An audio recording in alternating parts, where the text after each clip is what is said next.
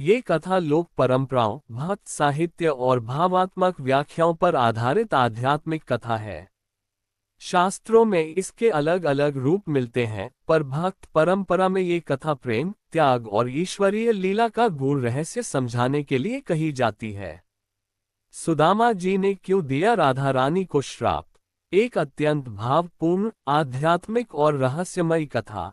भूमिका। वृंदावन की पावन भूमि पर जब भी श्री कृष्ण की चर्चा होती है तो राधा रानी का नाम स्वतः जुड़ जाता है।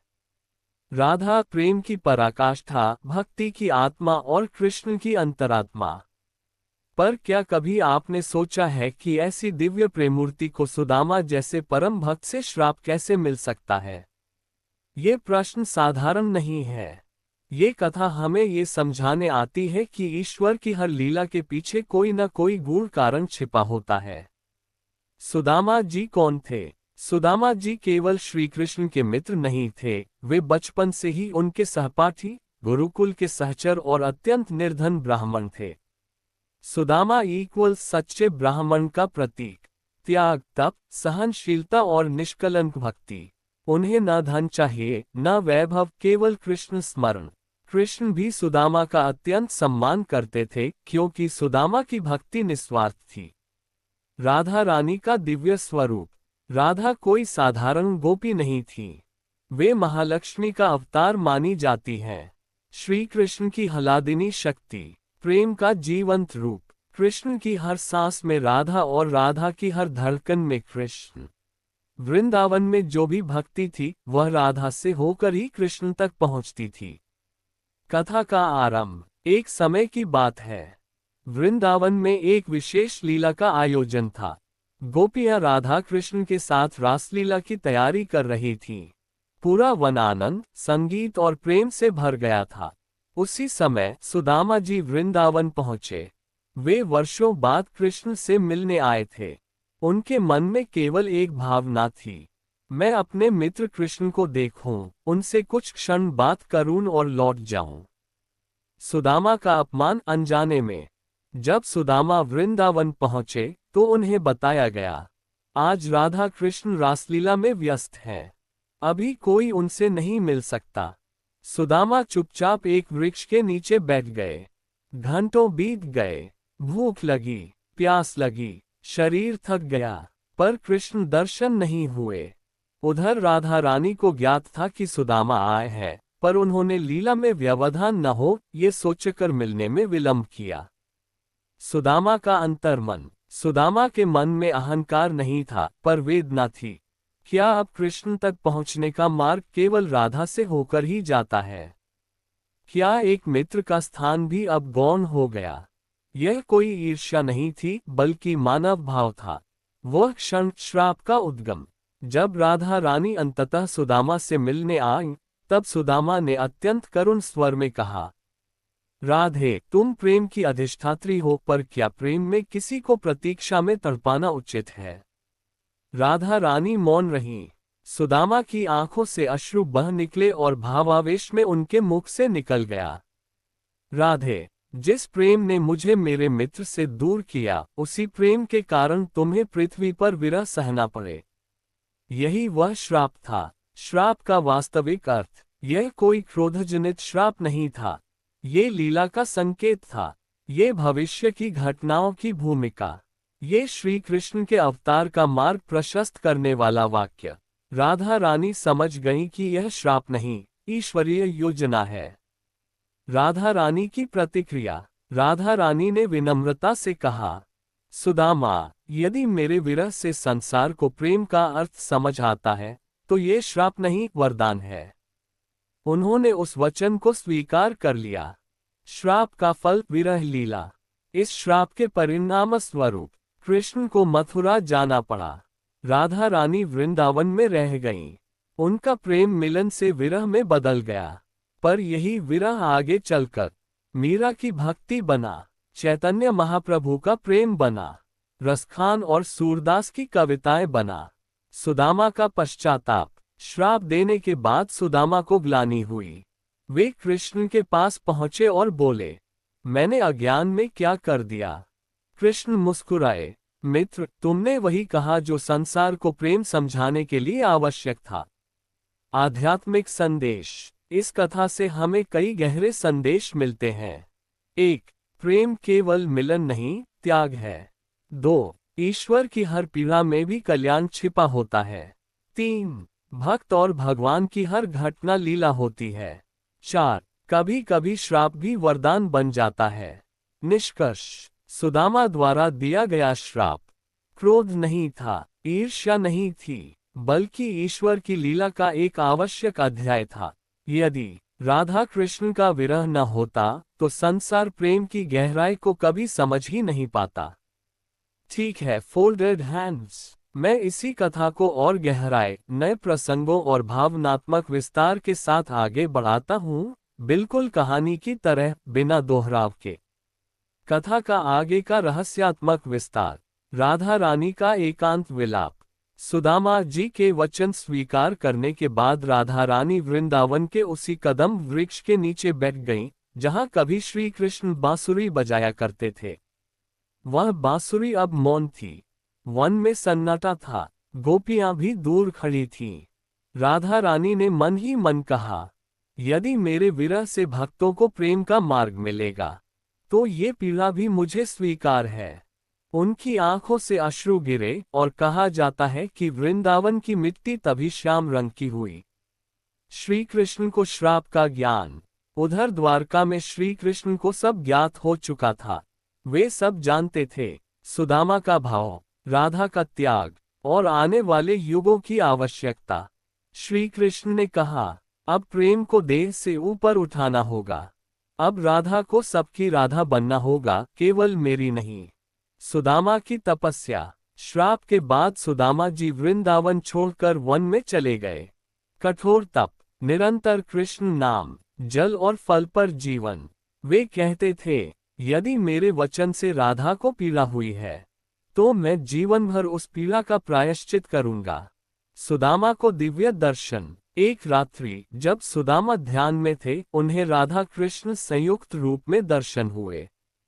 राधा और कृष्ण एक ही प्रकाश में विलीन थे। कृष्ण बोले, सुदामा, तुमने जो कहा वो तुमने नहीं कहा, वह काल ने कहलवाया। राधा रानी ने कहा, तुम्हारे वचन ने मुझे सीमित प्रेम से मुक्त किया। अब मैं हर भक्त की राधा हूँ। विरह से भक्ति का जन्म। इस लीला के बाद राधा रानी अदृश्य हो गईं। वे किसी एक रूप में नहीं रहीं। वे भक्ति में परिवर्तित हो गईं। इसीलिए मीरा को कृष्ण मिले। चैतन्य महाप्रभु रोते रोते कृष्ण नाम जपते थे। भक्त कृष्ण से पहले राधा को पुकारते हैं। लोककथा में मान्यता। भक्त परंपरा में कहा जाता है, राधा ने श्राप नहीं पाया। राधा ने स्वयं को तोड़कर करोड़ों हृदयों में बांट दिया। श्राप का अंतिम रहस्य। वास्तव में सुदामा का श्राप इक्वल्स संसार के लिए प्रेम का पाठ। राधा का विरह इक्वल्स भक्ति की जन्मस्थली। कृष्ण का मौन इक्वल्स ईश्वर की योजना। कथा का गूढ़ संदेश। सच्चा प्रेम अधिकार नहीं, समर्पण है। ईश्वर कभी किसी को दंड नहीं देते, वे मार्ग दिखाते हैं। जो टूटता है वही अमर होता है। राधा आज भी विरह में नहीं, हर नाम जप में जीवित है। Folded hands. ठीक है, मैं कथा को और आगे और गहराई से ले जाता हूँ। अब इसमें गूढ़ आध्यात्मिक रहस्य, कलियुग से संबंध और अंतिम निष्कर्ष आएगा। कथा का और गहन विस्तार। वृंदावन का शून्य। राधा रानी के मौन स्वीकार के बाद वृंदावन वैसा नहीं रहा। यमुना का जल मंद हो गया। बांसुरी की ध्वनि लुप्त हो गई। कदम के पत्ते झुक गए। गोपियों ने अनुभव किया कि कृष्ण तो है, पर राधा का हृदय अब इस लोक में नहीं रहा। क्योंकि राधा अब एक देह नहीं, एक भाव बन चुकी थी। राधा रानी का अंतर्धान रहस्य। लोक कथाओं में कहा जाता है कि एक संध्या राधा रानी यमुना किनारे खड़ी थीं। उन्होंने जल में कृष्ण का प्रतिबिंब देखा और कहा, अब मैं तुम्हारी नहीं, अब मैं हर उस आत्मा की हूँ जो तुम्हें पाने के लिए तड़पती है। इतना कहते ही उनका स्वरूप प्रकाश में विलीन हो गया। वही क्षण था जब राधा देह से मुक्त हुई। और भक्ति तत्व में परिवर्तित हो गईं। कृष्ण का मौन व्रत। राधा के अंतर्धान के बाद श्री कृष्ण ने बांसुरी कम बजाए, अधिक मौन रहने लगे। राधा का नाम किसी से नहीं लिया, पर कहा जाता है कृष्ण हर सांस में राधा को जपते थे। सुदामा और कृष्ण का अंतिम संवाद। एक दिन सुदामा द्वारका पहुंचे। कृष्ण ने स्वयं उठकर उन्हें गले लगाया। सुदामा रो पड़े, मित्र, मेरे वचन ने तुम्हें विरह दिया। कृष्ण मुस्कुराए, नहीं सुदामा, तुम्हारे वचन ने राधा को अमर कर दिया। श्राप का कलियुग से संबंध। कहा जाता है सतयुग में ईश्वर दर्शन देते थे, त्रेता में मर्यादा निभाते थे, द्वापर में लीला करते थे, पर कलियुग में ईश्वर भाव बनकर आते हैं, और यह भाव राधा के विरह से जन्मा। इसलिए कलियुग में कृष्ण सीधे नहीं मिलते, वे नाम में मिलते हैं, प्रेम में मिलते हैं, आंसुओं में मिलते हैं। मीरा, चैतन्य और राधा। मीरा का रोना राधा का प्रतिबिंब, चैतन्य का उन्माद राधा की विरह अवस्था। इसीलिए कहा जाता है कलियुग की हर सच्ची भक्त राधा की पीड़ा से होकर ही कृष्ण तक पहुंचती है। सुदामा का अंतिम प्रायश्चित। सुदामा ने जीवन भर कभी धन नहीं मांगा, कभी यश नहीं चाहा, केवल यही कहा, यदि मेरे वचन से प्रेम फैला तो मेरा जीवन सफल है।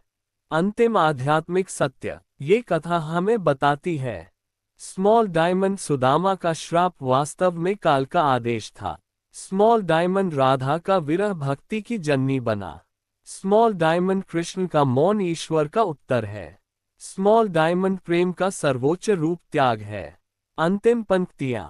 राधा रोई नहीं थी, उन्होंने स्वयं को तोड़ दिया था, ताकि हर युग में कोई न कोई कृष्ण को पा सके। Folded hands. ठीक है, अब मैं इस कथा को अंतिम और सबसे गूढ़ स्तर पर ले जा रहा हूं। यहाँ कथा केवल कहानी नहीं रहेगी, बल्कि रहस्य जोड़ दर्शन जोड़ भक्ति का सार बनेगी। अब जो भाग है वह सामान्य जगहों पर नहीं मिलता, वह रहस्य जो किसी से कहा नहीं गया। राधा का अंतिम संकल्प। राधा रानी अंतर्धान से पहले यमुना से बोली थी, हे यमुने, जब जब कोई भक्त प्रेम में टूटे, मेरी पीड़ा उसे कृष्ण तक पहुंचा देना। यही कारण है कि आज भी यमुना किनारे भक्ति गहरी होती है। वृंदावन में बिना कारण आंसू आते हैं, क्योंकि राधा वहां भाव बनकर बह रही है। कृष्ण का सबसे बड़ा त्याग।